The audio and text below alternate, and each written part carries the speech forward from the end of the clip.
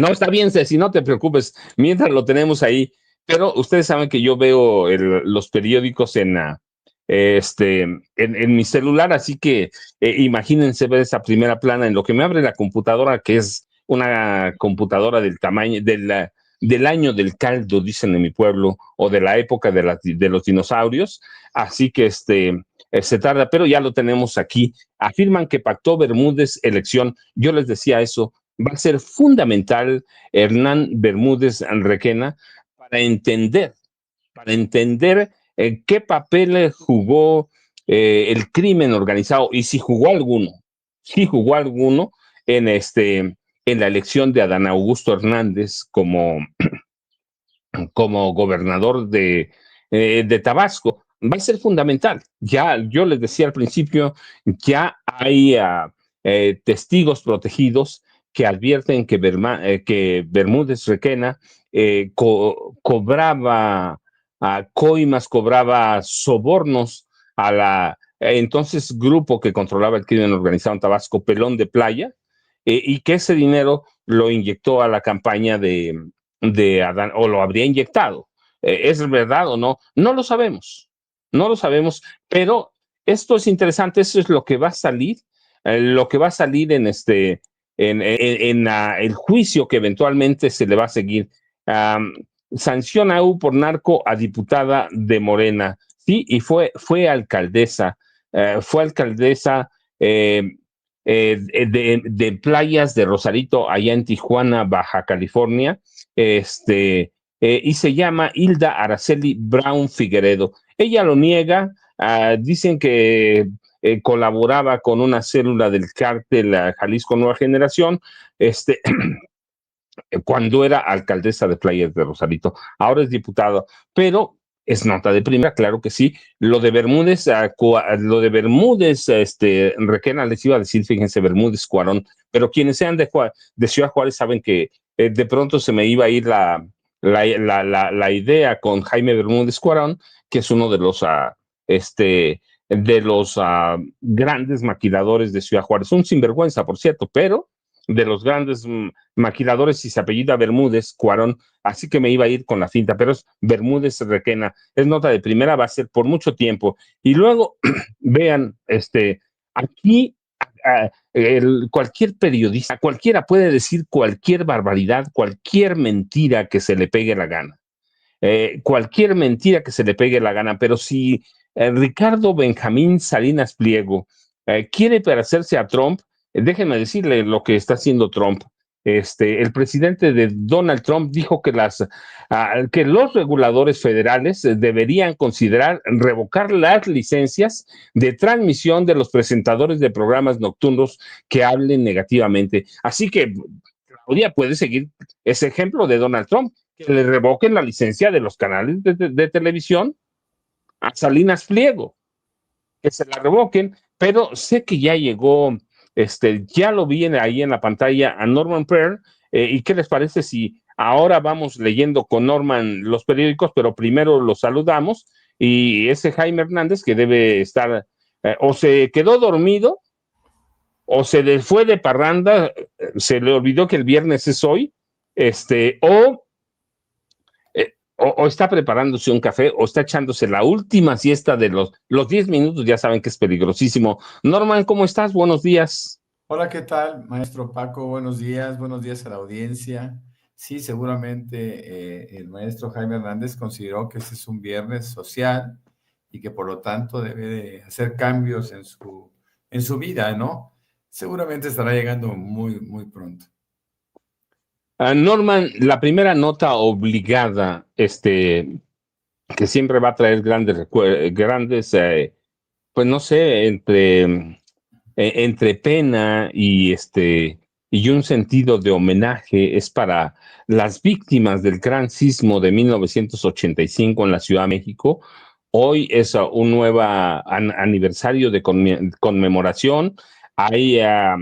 Va a haber un simulacro a las 12 del día, segundo gran simulacro nacional. ¿A dónde vivías, Norman? ¿Qué hacías en 1985? Yo dirigía una empresa, una subdirección de Banamex y que contaba con 11 sucursales. Y en esa ocasión tenía un desayuno a las 7:30 de la mañana, me acuerdo muy bien, en un Sanborns. Estoy manejando mucha publicidad. Y salí hacia mi desayuno. Cuando llego al Sanborns, olía mucho a gas. Era un Sanborns que estaba en la colonia del Valle y olía mucho a gas. Y en ese momento, pues no llegó finalmente el cliente al que yo había invitado a desayunar y ya, simplemente regresé a mi casa, desayuné, le dije a mi mujer, oye, no, esto fue a las 8 de la mañana, porque yo tenía la cita, porque a mí me tocó el temblor en mi casa. Entonces, cuando regreso, le digo a mi mujer, oye, pues hay que tener mucho cuidado, y todavía con cierta ingenuidad le digo, recuerda que si hay vamos a ir una réplica, te pones abajo del quicio de la puerta, y con eso basta. Esa era un poco la recomendación generalizada, ¿no? Me fui a la subdirección, que yo dirigía, y cuando llego a la oficina, que estaba en un tercer piso, no pude subir porque las escaleras estaban todas tiradas, estaba todo destruido. Entonces después me fui a hacer un recorrido, perdón, dije Banamex, no, era Banca Serfín. Hice un recorrido por sucursales y en mi recorrido me di cuenta que prácticamente todas estaban tiradas porque era Roma Norte, básicamente, donde yo estaba. Entonces llegué a Avenida Cuauhtémoc y se había caído el edificio que era de 8 pisos. Fui a otra sucursal que estaba en la esquina de Avenida Cuauhtémoc, que por cierto, ahí estaba narrando o estaban desarrollando un programa de radio, también un sexto piso o algo así, Ferriz Recón y otros compañeros de él. Supimos que él llegó, quedó entre los escombros, inclusive compañeros de Banca Serfín fueron a sacarlo de entre los escombros, se subió una motocicleta con un motociclista de la policía y lo llevaron a un hospital según nos refirieron. Fue algo espectacular, fue algo terrible, fue algo inédito hasta entonces para nosotros porque nunca habíamos visto tanto daño por un sismo y conforme yo fui haciendo el recorrido por sucursales, me di cuenta que prácticamente todas estaban dañadas, ¿no? Y entonces, como una fuente más o menos fidedigna, tomamos a Jacobo Zabludowski, porque él iba narrando desde su coche lo que estaba pasando, y coincidíamos. El daño era terrible, era algo espectacular, era algo, bueno, pavoroso. Solamente se veía polvo en todas las calles, ¿no? Me refiero básicamente a Roma Norte, que fue donde yo anduve más, ¿no? Ya no fui al centro histórico, ya no fui a ningún otro sitio porque me di cuenta que el daño había sido terrible y que había muchas personas que habían fallecido. Más tarde fui a un edificio donde vivía un amigo mío que estaba afuera, también en la calle San Luis Potosí. Llegamos en la calle de Coahuila y San Luis Potosí. No, era San Luis Potosí primero y después en Coahuila. En 2 calles hubo 2 derrumbes. En uno de ellos vivía un amigo mío que estaba afuera y todavía tratamos de entrar para sacar algunas cosas, pero era imposible. Fue terrible. Posteriormente me dirigí a donde estaba el campo de béisbol del Seguro Social y ahí empezó a ser una gran funeraria. Empezaron a llegar féretros, empezó a llegar gente y que iba a identificar a sus deudos o iba a buscar a sus familiares o a sus amigos, y eran unas escenas terribles, unas escenas de dolor, y muy, muy, muy triste, fue muy, muy triste, fue algo que ojalá que el mundo no tenga que volver a vivir. Después de eso, supimos de varios eventos terribles en el mundo, pero nuestra experiencia en la Ciudad de México fue algo, pues, inenarrable. Lo que yo pueda decir así, de una forma tan rápida, realmente es algo que espero, insisto, que nadie más vuelva a vivir, porque fue algo espantoso. Desde entonces, yo creo que todos los habitantes de la Ciudad de México entendimos el mensaje de lo que representa un sismo y sus riesgos. Y cuando al día siguiente, que también andaba yo en la calle, me tocó la réplica, una réplica muy fuerte, fue terrible. Estaba yo en la Colonia del Valle, en la calle de Xola, caminando, iba a comprar justamente unos periódicos y de repente, cuando viene el sismo, veo digo, que se está quemando un transformador en una esquina. Corría la gente, llegó una señora bastante mayor y me abrazaba y me decía que tenía mucho miedo y que esto era producto de nuestro comportamiento, ¿no? De nuestro mal comportamiento. En fin, fueron muchas sensaciones tristes y pues este día siempre estará en la memoria de todos nosotros. Cambiamos el chip de lo que era un sismo y entendimos que los riesgos de un sismo, que además son incalculados, pues son muy, muy grandes. Yo venía de Tampico, yo soy de Tampico, y en Tampico pues teníamos ciclones, me tocaron varios ciclones. El Hilda cuando yo era muy chico, y el Inés que yo viví como adolescente, pero bueno, los ciclones pues, finalmente se podían prever y sabíamos en cuánto tiempo llegaría, etcétera, etcétera, y nos protegíamos de diferentes formas.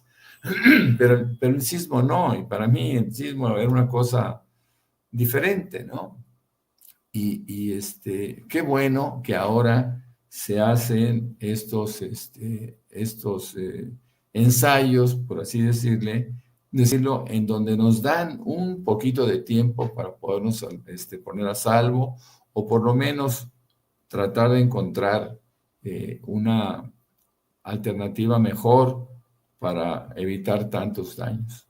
Así que estos ejercicios, esos trabajos que se están haciendo, que seguramente pronto y en poco tiempo serán todavía más eficientes, y ojalá que nos dieran más minutos para poder ponernos a salvo, ¿no? Para que la gente en zonas sísmicas pueda protegerse. Yo vivo en Querétaro, y en Querétaro, hasta donde yo recuerdo, pues las sensaciones de los sismos son muy pequeñas, y siempre desde que llegué me decían, no, es que aquí no hay sismos, ¿no? Pero también entiendo que la falla de San Andrés, que surge por allá, por California, el sur de California, en los Estados Unidos, cruza, según entiendo, entre Ensenada y Tijuana, por ahí de la Rumorosa, y luego se va por toda la costa, pasa por Querétaro, según me comentaban, ¿no? Eso habría que investigar en detalle, pero bueno, es una buena oportunidad para avanzar en la protección de todas las comunidades y que tengamos claro lo que es un sismo, ¿no? Nosotros lo aprendimos lamentablemente en 85 en la Ciudad de México.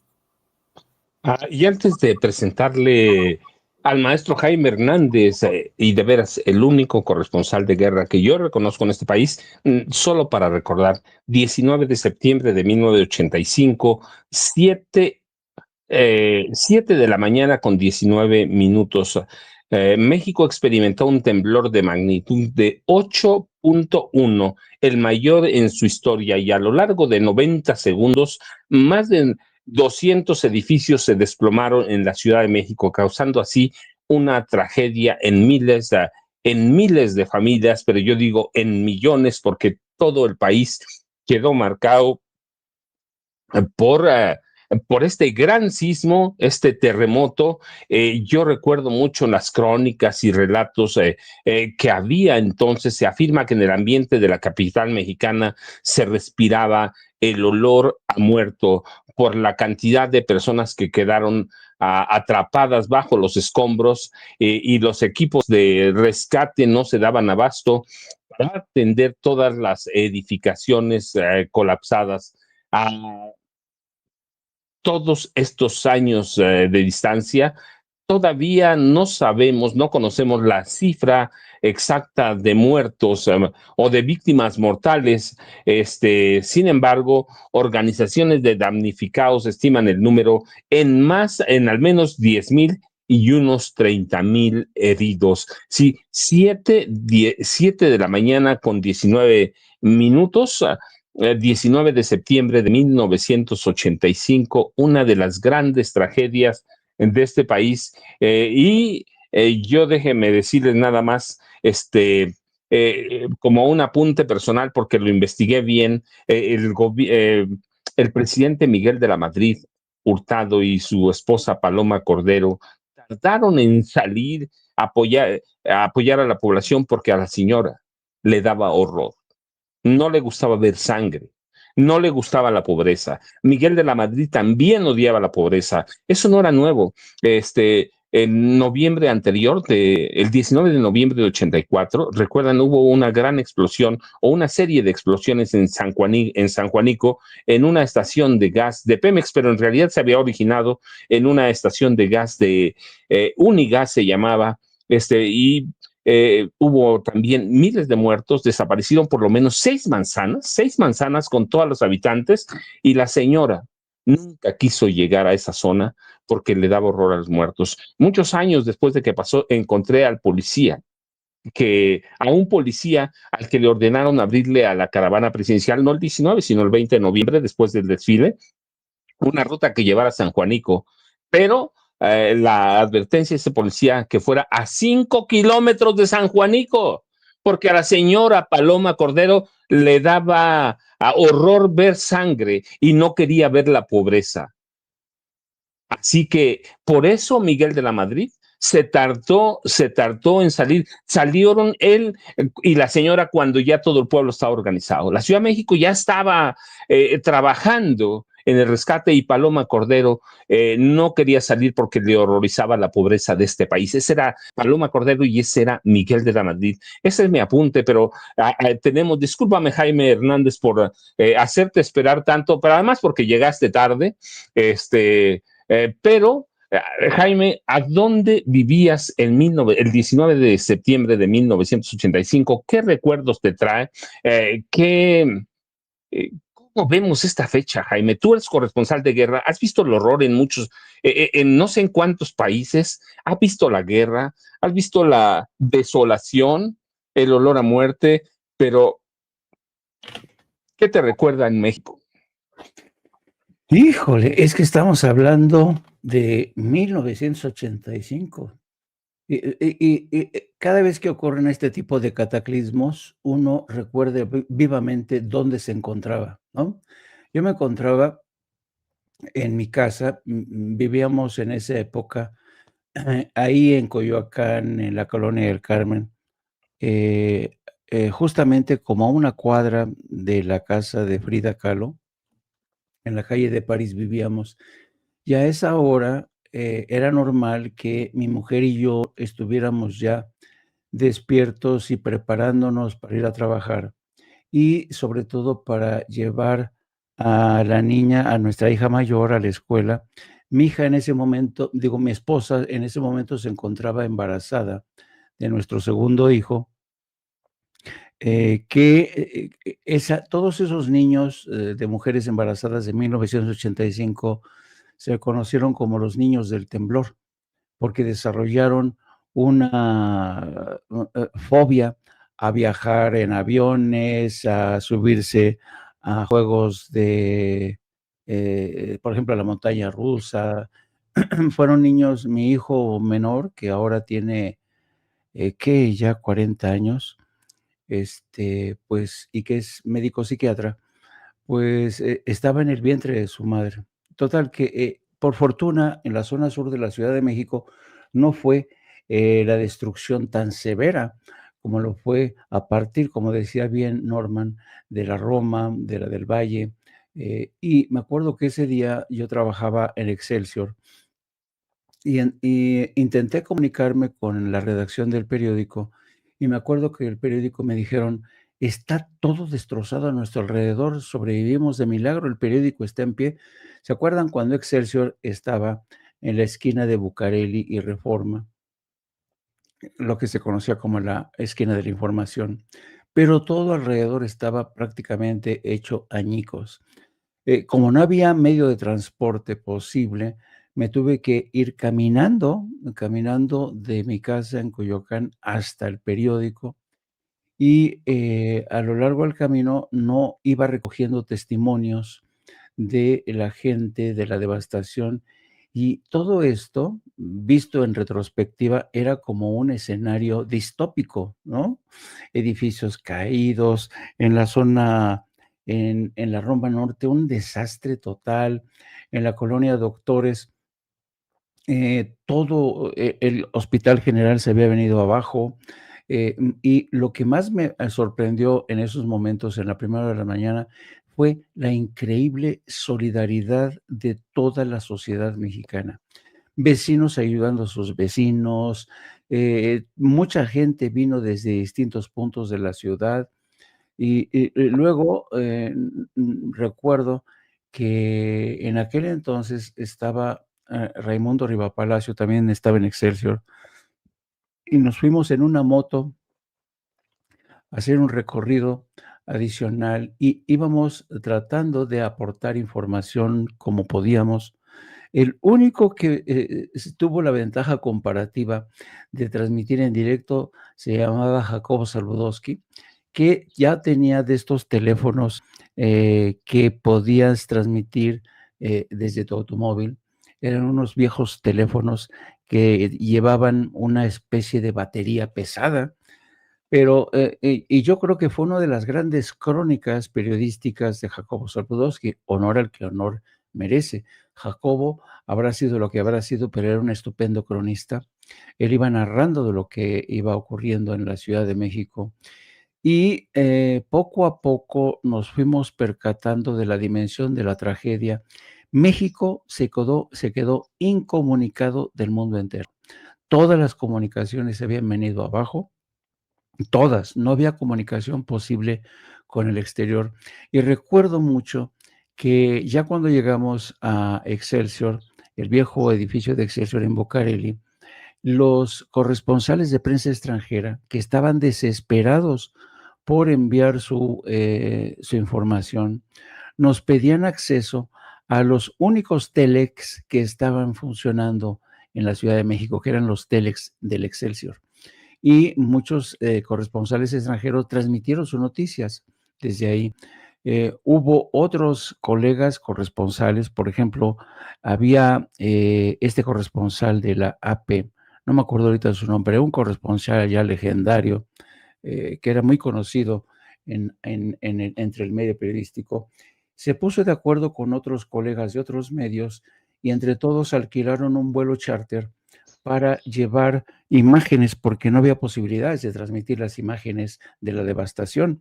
Entonces alquilaron un vuelo charter, se juntaron todos, estuvieron captando imágenes, se subieron a ese vuelo charter para sacar y difundir las imágenes de ese desastre. Fue realmente devastador, pero al mismo tiempo demostró, primero, la impericia del gobierno, la falta de reflejos del gobierno mexicano y cómo la sociedad mexicana actuó.